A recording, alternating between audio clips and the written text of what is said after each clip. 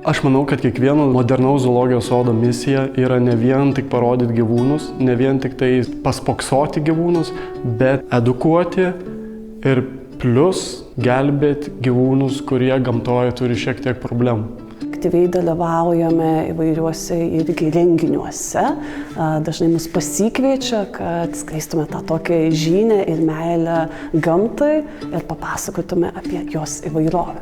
Apart edukacinės dalies, tai pas mus vyksta ir veisimas paties vabalo, tai galima pas mus užsukus į laboratorijas pamatyti pačius vabalus. Mano dideliame džiaugsme turiu ir prisilietimo prie pačio niuraspalvio auksavabalio, kaip pavyzdžiui gaudymas gamtoje, tame pačiame ąžuolyne, dalyvauti procese ir žiūrėti, ar įskrido pajutusi kokią nors patelę tą feromoną į gaudyklę specialią ir džiaugsmingai paskui pranešti, kad radome šiandien tikrai turime tos gyvybės. Esmė šito projekto yra sukurti ir tą kelią savotišką, kad vabalas galėtų keliauti į šiaurės pusę, viršun, galėtų pasiekti ir tą pačią Latviją.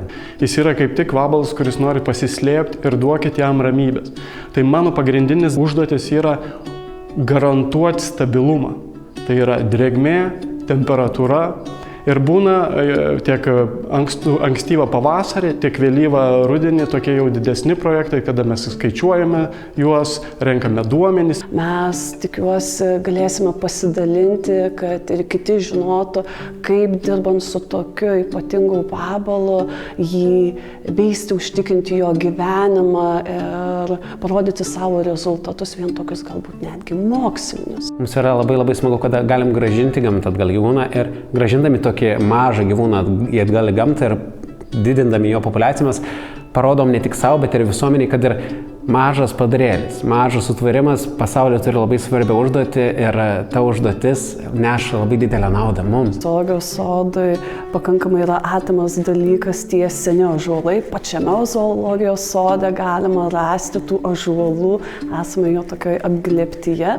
Ir žinoma, zoologijos sodo vienas iš misijų, vizijų yra ta pagalba gamtai ir ypatingai dėmesys lietuviškom rūšim. O niuraspalvis auksavabalis vis tiek tai yra tas stebuklingas, mažas, kai kuriems nepažįstamas vabalas. Žmogus radęs tą gyvūną gamtoj, šiuo atveju niuraspalvio auksavabalį gali palaikyti kenkėjų, jį gali palaikyti parazitu, kuris kenkia medžiui, ar netgi randa medį, ąžuole, jis gal graužia medį. Ir jeigu mes nešviesim, žmonės bus linkę tą vabzdį naikinti, nes palaikys į parazitinių vabzdžių. Kada geriausias laikas sodinti medį?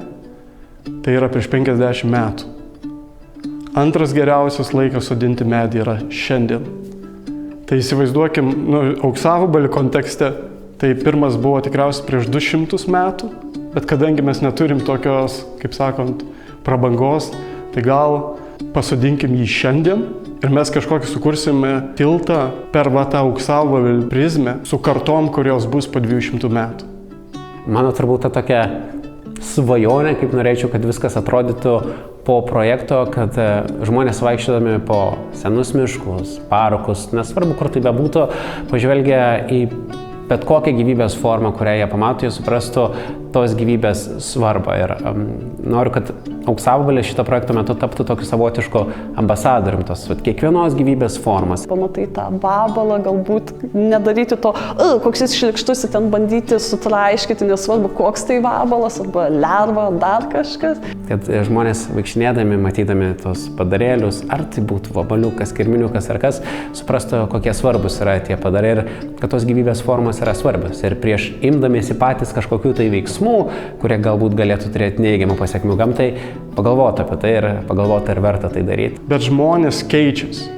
Tikrai keičiasi ir ta žinia, mano įsitikimu, pasiekia žmonės ir kiekvieną kartą, aš manau, gerėja. Kažkuris išeis ir vis dėlto susimastys ir kažkaip kitaip žiūrės tuos senus medžius ir irgi, jeigu nuvažiavę pas save kokioj sodyboj pamatys ir nuspės, kad gal nereikėtų kirsti, gal reikėtų pasigrožėti, patyrinėti, pažiūrėti, kokia ten gyvybė yra. Tai labai tikiuosi, kad nors kažkiek irgi paveiksime žmonės ir kad ir po 5-10 metų matysime tokį poveikį.